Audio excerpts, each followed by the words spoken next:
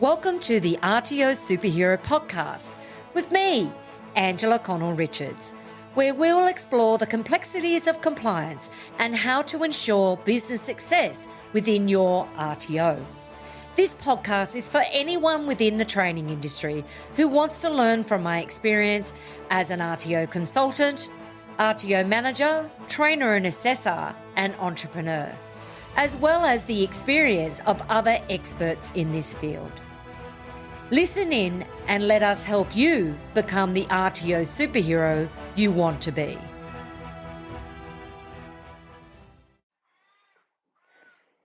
In this episode, I'll be covering the top 3 non-compliances at ASQA Audit.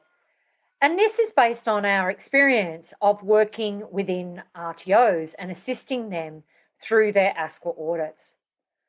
Most RTOs may know that they are non-compliant, but they just don't know how non-compliant they are.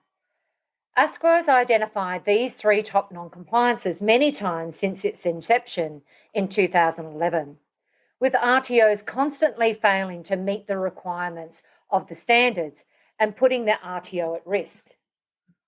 We'll be covering today the top 3 non-compliances at ASQA Audit as identified by ASQA and provide you with guidance on how to address them prior to being audited. So let's look at what these are. So the top 3 non-compliances. In my capacity as CEO of Vivacity, I have been coaching and consulting the training industry since 2009. Prior to that, I owned and operated my own RTO, and I had a rather large scope of registration. We had over 35 qualifications on the scope. We had 40 trainers and assessors and 15 training rooms up and down the coast of New South Wales. So it was quite a big RTO. During this time, and when I've been working with RTOs, my team and I have experienced the highs and lows of running an RTO. And as you may guess, an ASQA audit is generally the lowest, most frustrating and time-consuming part, which is why I have done this podcast and the whole reason why we do the RTO Superhero. Following is a snapshot of the 3 top non-compliances that have not only been identified by ASQA, but what we have experienced with our clients firsthand during audits, both internal audits and ASQA audits. Running an RTO is hard work, but can seem even harder when you need to provide evidence of compliance at an ASQA audit. So let us identify how you can minimize the risks of non-compliance at your next ASQA audit. So number 1 is training and assessment strategies. Having an effective training and assessment strategy that truly reflects your delivery and assessment is crucial within your RTO. Your TAS is not just an audit tool, it is your roadmap for how your RTO strategically delivers their training and assessment based on the data that they have collected to address industry and student needs. I'm going to cover today the key requirements of your TAS and how to write a tool that is not only compliant, but will provide a guide to you and your trainers and the industry on how you deliver and assess. The second one is trainers and assessors. Any RTO would know it is crucial to have industry experienced trainers who are passionate about learning, but unfortunately, ensuring that your trainers meet the requirements of the standards is a consistent non-compliance due to the lack of understanding of the evidence required. I'll be covering today the components of a staff matrix and what trainers must do to ensure their currency within both the vocational education and training sector, but also in their industry sector. The third one is assessment tools. ASQA has identified that the most common non-compliance at audit is assessment tools. The implementation of compliant assessment tools is vital for ensuring that students are assessed as possessing all required skills and knowledge. I'll be covering the common cases and the causes of non-compliances with assessment tools and what you can do to improve your assessment tools. So let's begin. Training and assessment strategies. The core purpose of a TAS is to provide a roadmap to how you wish to deliver or how you are delivering your training and assessment.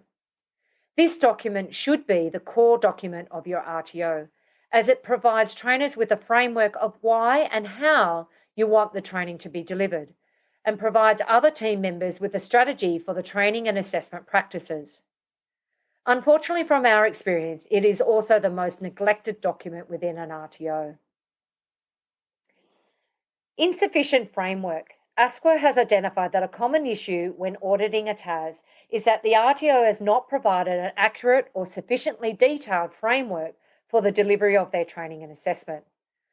The framework should include the core components of a TAS that identifies the structure of your training and assessment, including the units that form the training based on industry consultation and the requirements of the training product. It identifies who are your target audience and how your training will meet their individual needs. It includes the mode of delivery, including blended delivery with details of the reasoning behind the delivery strategy, includes the minimum entry requirements to enter the training, taking into account the target audience and entry industry requirements.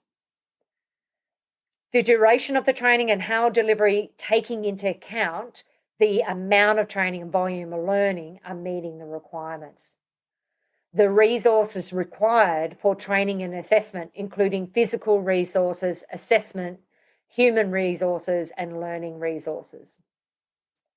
Industry consultation is also a component that is often not sufficiently covered within a TAS, in particular how the RTO has addressed industry feedback. The feedback you receive from industry should be the core structure of your TAS, the reason why you are delivering the training. What needs are you meeting? Who is your target audience? How have you addressed the skill shortages and gaps and adjusted the training to meet the industry needs? Additionally, the TAS needs to be written in a way that allows a reader to understand how training is delivered, what resources are used for delivery, when assessment occurs, and what resources are used for assessment. If there is a work placement or on-the-job component, the TAS will also need to detail what resources are required in the workplace, who is an appropriate supervisor in the workplace, and how often the assessor will conduct site visits. TAS does not identify the target audience needs. The TAS should address who are your target audience, what are their learning and support needs, and how you will deliver your training and assessment to meet those needs. A common mistake we have seen during our own audits is that the TAS includes a wide and varied audience and is not targeted to who is the target audience. A TAS may include audiences that are conflicting, for example, new entrants and existing workers. If there are different learner cohorts in the same training, the TAS should include how the training and assessment will meet both learner cohort needs. Practices do not align with the TAS. RTO's delivery and assessment practices do not align with the training and assessment strategies. This is usually because the TAS is often the last document to be updated or is only updated when a planned ASQA audit is scheduled. This should not be the case. Your TAS should not be a static document. It should be the first document that is updated before changing your delivery and assessment methods. Each strategy must be regularly updated to ensure that they reflect the actual training and assessment being delivered. We recommend that your TAS should be reviewed and updated at least annually to ensure that your TAS has been updated with current feedback from industry and your training is adjusted to address the feedback and industry needs. Updates should include changes like to training packages, in industry requirements, legislation, with technology and techniques being used by industry, the availability of resources. All of your marketing, including your website, course flyers, and social media, should be consistent with your TAS. A good strategy is to provide the updated TAS to the person responsible for marketing to ensure that your marketing is in line with what is included within your TAS. Another area of non-compliance within a TAS is unduly short hours. ASQA's strategic reviews identified that there was significant evidence of unduly short hours allocated to training, which is the amount of training that is delivered being significantly shorter than that required to ensure the students gain the competencies specified within the training product. The standards include volume of learning and amount of training, which often gets confusing. The difference between the two is the volume of learning is the total amount of hours to deliver and assess the training, including self-paced hours, amount of time to complete assessments, work placement, and online learning. Whereas the amount of training is just that, the amount of training that the students receive in order to learn the skills and knowledge within the unit, including the opportunity to apply the skills practically within the training. TAS Superhero. We have a TAS Superhero, which is a course that you can take that includes 8 modules, and it's delivered online, and it covers everything you need to know in order to take the tension and stress out of your training and assessment strategy, and makes it so much easier to understand the requirements of your training and assessment strategy. Number 2, trainers and assessors. Trainers and assessors are the core of your RTO, as they are the client-facing component of your organisation. So it is very important that you ensure that your trainers have sufficient skills and knowledge to meet your training needs. From my experience, the ideal trainer is passionate about their industry, loves to share their knowledge, and is patient with teaching skills. Their experience in delivering training is not as important as the above. It is their passion and their ability to share that makes them an outstanding trainer. The standards specify that trainers and assessors are required to be skilled vet practitioners with current skills and knowledge within their industry sector. This ensures that your students are receiving training and assessment that is relevant to the industry and are meeting the requirements of the training product. We have experienced from a number of audits that trainers are often lacking in industry currency. Vet currency and their staff matrix does not reflect how their skills and knowledge are relevant to the units that they deliver. Another area is industry currency. The most common concern raised at audit relating to industry currency is trainers and assessors' current industry skills and knowledge are either not demonstrated within the staff matrix or is insufficient against the units they are delivering. Ensuring that your trainers are maintaining their currency is very important, not only as a compliance requirement, but as a student satisfaction and business growth requirement. The expectation at audit is that your trainers will have had experience working in the industry within the last 3 years, which means that your trainers are maintaining their currency on an annual basis to ensure that they have hands-on currency within their industry. Although the standards do not stipulate how trainers maintain their currency, it is the responsibility of the RTO to retain evidence that demonstrate the trainer's currency. This includes evidence of how the trainer has upgraded, upskilled, developed new skills, and maintained their industry skills and knowledge. Evidence of trainers' knowledge that directly relates to the training and assessment that they are delivering. Currency can be through a range of evidence, and these include volunteer work, paid employment, undertaking further training in their industry sector, completing professional development training within their industry sector, reading publications and industry journals from their sector, keeping informed of the latest tools, technology and techniques within their industry, being a member of industry associations and networks, keeping up to date with legislative changes within their industry, being involved with skills service organisations and training package development and industry engagement. Another area with trainers and assessors is their vet currency. The most common concern raised at audit relating to vet currency is that trainers and assessors have undertaken development activities to ensure that they maintain knowledge and skills of current training and assessment practices. Currently, the standards do not prescribe a minimum standard for maintaining currency. However, it is the RTO's responsibility to ensure that their trainers are maintaining their currency within the vet sector. There are a range of strategies you could implement to demonstrate currency, and these include: maintain a professional development register, Undertake annual performance reviews and identify strategies that your trainers could undertake to maintain their currency. Stipulate in your trainer's contract that they are responsible for ensuring that they complete a minimum amount of vet PD, i.e., 2 vet workshops and 1 vet conference per year. Get your trainers involved with assessment validation. Deliver your own in-house training on vet. These could include compliance and/or training and assessment skills. The other area for trainers and assessors is the staff matrix.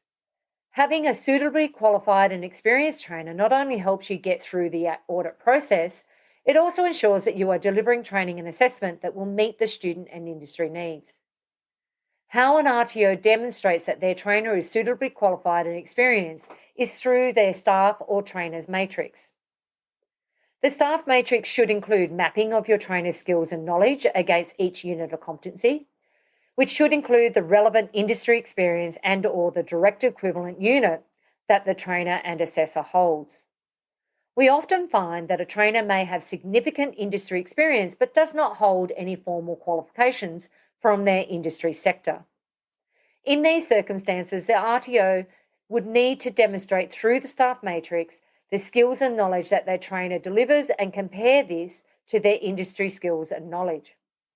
When addressing the relevant skills and knowledge, consider all of the units of competencies, including electives, in this analysis to ensure that your trainer and assessor is meeting the requirements specified within the training package or accredited course.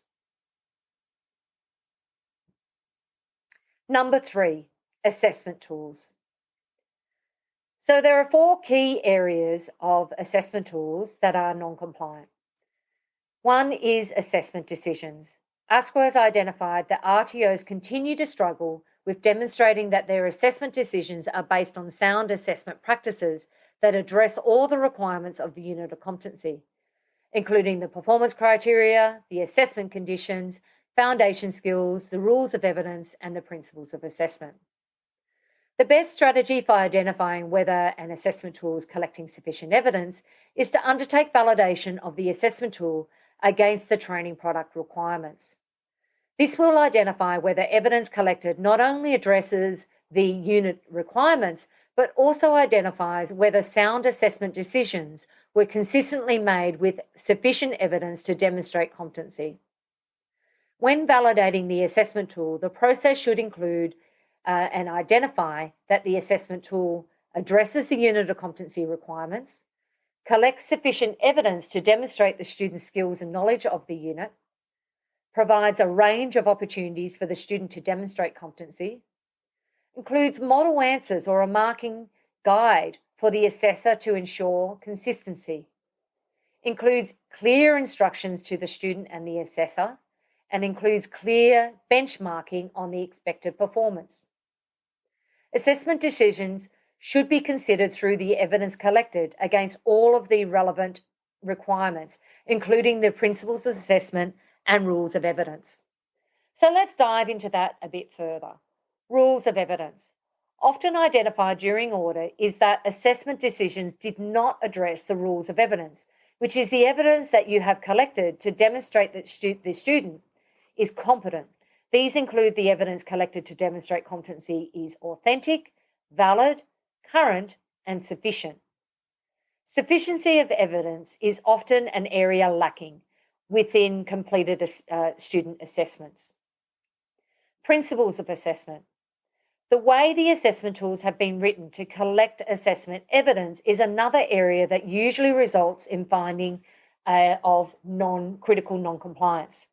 Your assessments need to be authored to ensure the assessments process is fair, flexible, valid, and reliable. This includes assessments that are likely to result in consistent assessment application and outcomes across a range of assessors. Practical application. Your assessment should provide a range of opportunities for the student to demonstrate the practical application of the skills and knowledge to demonstrate competency. Often when validating assessment tools, we have identified that the assessments do not address the foundation skills, which forms part of the practical application of the skills and knowledge that the student should demonstrate. For example, if the foundation skills includes oral communication, We would expect that the assessment tool would include a demonstration or role play with an observation checklist or a tool to collect the evidence that the student is able to demonstrate a range of communication skills relevant to the training product. An observation checklist should not be the performance criteria turned into a checklist. The observation checklist should include the skills and knowledge that the assessor is to observe, also known as observable skills. All too often, RTOs rely heavily on document-driven, knowledge-based assessments, which does not identify whether the student can apply the skills practically in accordance with industry requirements. Your instructions to the assessor should clearly define a benchmark criterion for each task to be performed, to allow the assessor to be able to make a judgment about a candidate's competency.